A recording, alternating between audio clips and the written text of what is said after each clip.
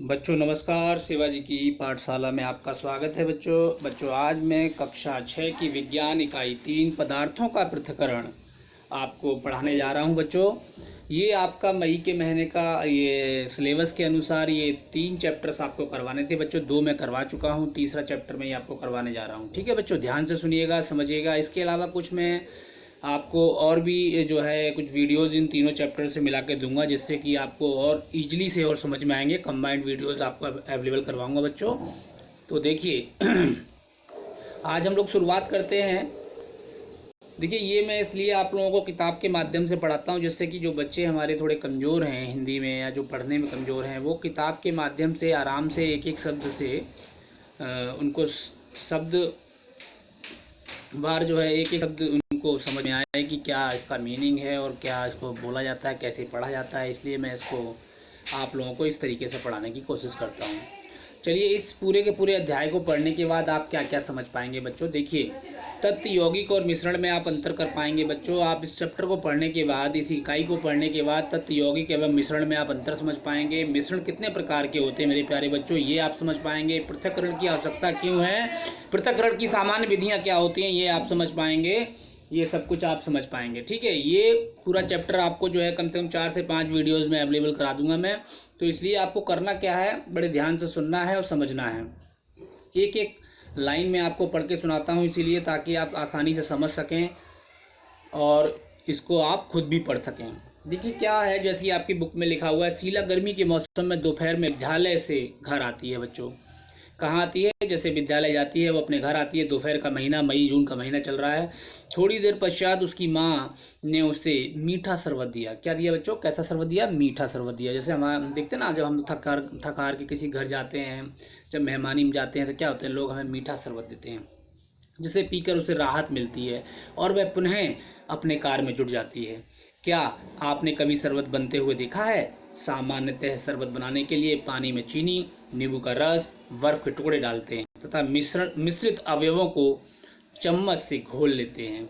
क्या है, अब हम क्या कह सकते हैं, हम कह सकते हैं कि पानी, चीनी, नींबू का रस एवं बर्फ के टुकड़ों ने क्या बना दिया बच्चों, शरबत। एक शरबत बना दिया। यानी शरबत क्या है, शरबत एक मिश्रण है।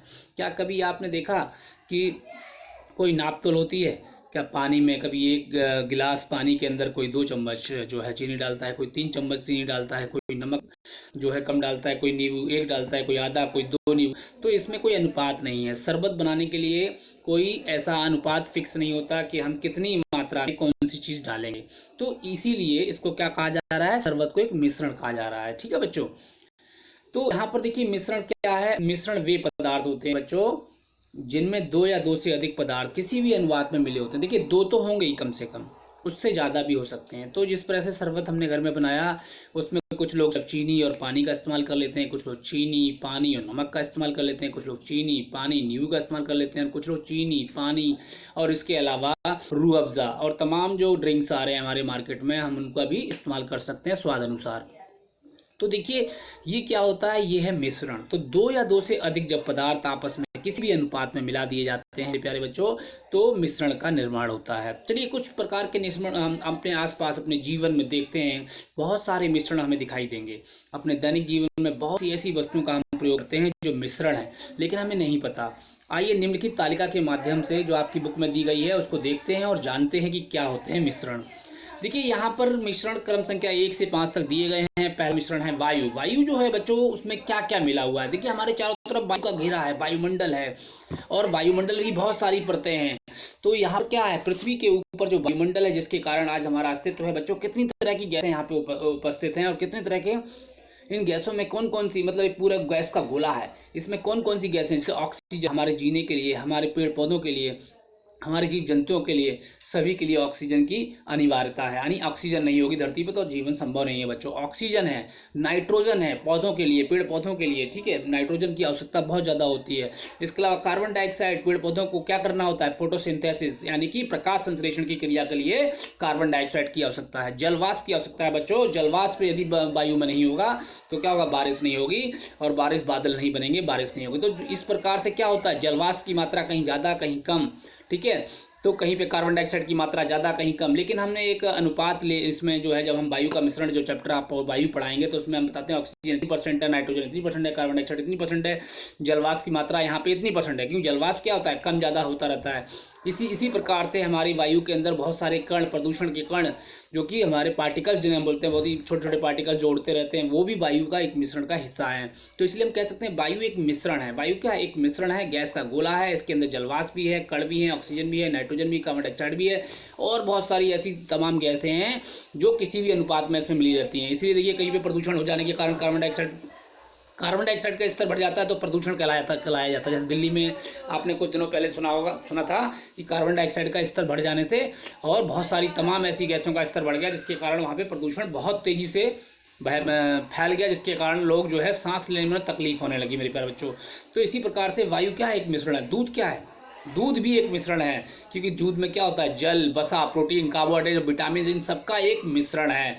कहीं कहीं पे देखा दूध में ज़्यादा पानी मिला दिया लोगों ने तो जो जल की मात्रा कम हो गई, ज़्यादा हो गई। ऐसा तो नहीं है कि एक दूध जो है उसमें जल की मात्रा फिक्स ही होगी, नहीं, फिक्स नहीं होती, क्योंकि उसमें क्या होता है, कभी कम पानी, कभी ज़्यादा पानी, इस तरीके से वसा की मात्रा कम ज़्यादा हो जाती है, प्रोटीन, कार्बोहाइड्रेट, विटामिन की मात्रा कम ज़्यादा हो जाती है। किसी भी अनुपात में इसकी कोई भी अनुपात फिक्स नहीं है, इसलिए दूध भी एक मिश्रण है। समुद्री जल, आपने देखा हुआ जल में विभिन्न प्रकार के लवण पाए जाते हैं, जिसमें आपको सोडियम क्लोराइड यानी कि साधारण नमक हमको मिलता है समुद्री जल से, कहीं ज़्यादा कहीं कम, कहीं बहुत खारा है पानी, कहीं बहुत ज़्यादा लवण है, कहीं कम लवण है। तो इस प्रकार समुद्री जो जल है उसका जो मिश्रण है, यदि हम उसको लेते हैं तो वो समुद्री जल एक मिश्रण का उदाहरण है, ठीक है, क्योंकि इसमें जो लवण होते हैं वो अलग अलग अनुपात में मिले होते हैं। आइसक्रीम जो हम लोग खाते हैं, बच्चों बड़े चाव से खाते हैं, इसको दूध और शक्कर से बनती है, लेकिन इसके अंदर बहुत कुछ और भी चीज़ें मिला दी जाती हैं, कहीं दूध ज़्यादा डाला जाता है, कहीं शक्कर ज़्यादा डाली जाती है, तो इसका भी कोई अनुपात फिक्स नहीं है। सोडा वाटर, खाने का सोडा मिला होता है इसमें, ठीक है बच्चों, इसके कार्बन डाइऑक्साइड और जल का मिश्रण, इन तीनों को मिला के इसको बनाया जाता है, और इसका भी अनुपात कोई फिक्स नहीं रखा जाता, कहीं ज़्यादा कहीं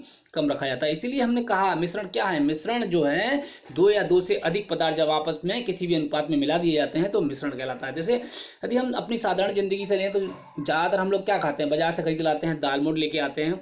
उसमें दाल मोठ में क्या होता है, दुनिया प्रकार की, बहुत से प्रकार की जो है उसमें दाल मोठ में बहुत तरह की जो है, कहीं मूंगफली के दाने भी होते हैं, कहीं उसके अंदर जो है आपने देखा कि और भी तरह के दाने उसमें मिलाए जाते हैं। इसके अलावा मूंगफली हो गया, इसके चने के दाने हो गए, इसके अलावा आपके जो है मटर के दाने हो गए, बहुत तरह के दाने उसमें मिला के उसको दाल मोठ बना दिया जाता है ना। तो वो क्या है, मिश्रण है। तो इस प्रकार से हम मिश्रण को जान पाए। अब क्रियाकलाप आप जो है करके इसको देख सकते हैं। हमारे आसपास की बहुत सी वस्तुएं हैं जिनका हम प्रयोग करते हैं, अलग अलग पदार्थों का मिश्रण होती हैं। नीचे एक तालिका दी गई है बच्चों, चलो उस तालिका के माध्यम से हम लोग देखते हैं। देखिए ये एक तालिका दी गई है, ये तालिका से हम लोग जानेंगे। उपयुक्त तालिका से स्पष्ट है कि मिश्रण दो या दो से अधिक पदार्थों से मिलकर बने होते हैं। बच्चों मिश्रण में क्या होता है, मिश्रण में मिश्रित अवयवों के सभी गुण पाए जाते हैं। जैसे नींबू के शरबत में शक्कर की मिठास तथा नींबू के खट्टेपन का स्वाद होता है कि नहीं होता। इसीलिए हम कह सकते हैं मिश्रण के अंदर, मिश्रण जिनसे मिलके बना होता है उनको क्या बोलते हैं, मिश्रित अवयव। और वो मिश्रित अवयव के जो गुण होते हैं वो उस मिश्रण के अंदर विद्यमान होते हैं। जैसे नींबू का जो खट्टापन है, जब हम शरबत पीते हैं तो क्या होता है, खट्टापन आता है कि नहीं आता, पीने में स्वाद में खट्टापन आता है। नींबू के शरबत जब हम शरबत पीते हैं तो उसमें मिठास भी आती है। तो इसका मतलब क्या है, चीनी की मिठास और नींबू का खट्टापन, हमें उसमें ये दोनों गुण जो हैं वो विद्यमान होते हैं मिश्रण के अंदर, ठीक है। तो ये था मिश्रण। और देखिए अब आप देखिए यहाँ पे तालिका 3.2 दी गई है आपके सामने। चाय एक मिश्रण है कि नहीं है, चाय में मिलाते क्या क्या मिलाते हैं, देखिए चाय पत्ती मिलाते हैं, इसके अलावा और क्या मिलाते हैं, दूध मिलाते हैं, पानी मिलाते हैं, है ना।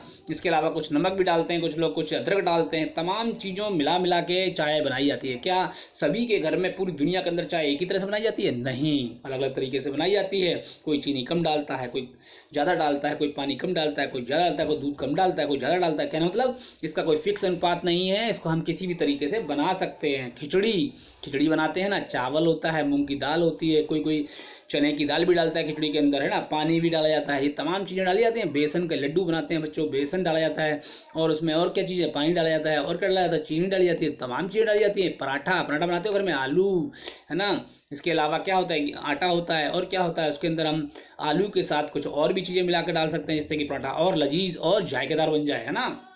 खोए की बर्फ़ी खोए की बर्फ़ी जब खाते हैं तो क्या होता है, सबसे पहले दूध से खोया बनाया जाता है। खोए से जो है उसमें खोए की जब बर्फ़ी बनेगी तो उसमें चीनी मिलाई जाएगी और क्या मिलाया जाएगा, और तमाम चीज़ें मिलाई जाती हैं। तो उसमें पिस्ता बादाम कुछ भी मिला सकते हो आप, है ना, क्योंकि जो है ये सब मिश्रण है। मैंने आपको आज मिश्रण बताया, मिश्रण के उदाहरण दिए। मेरे को पूरी उम्मीद है आपको समझ में आया होगा। यदि नहीं समझ में आया तो 1 बार 2 बार 3 बार 4 बार इस वीडियो को बार बार देखिएगा। आपको समझ में आया, फिर भी समझ में नहीं आया तो आप कमेंट बॉक्स में लिखिएगा। मैं आपके हर एक सवाल को गंभीरता से लेता हूँ और आपके सवालों का जवाब दूंगा। ठीक है बच्चों, प्यारे बच्चों, थैंक यू वेरी मच। आज के लिए इतना ही, और नेक्स्ट चैप्टर में आपको शुद्ध पदार्थ क्या होते हैं ये बताऊंगा। ठीक है, okay, thank you very much बच्चों फॉर वॉचिंग दिस वीडियो।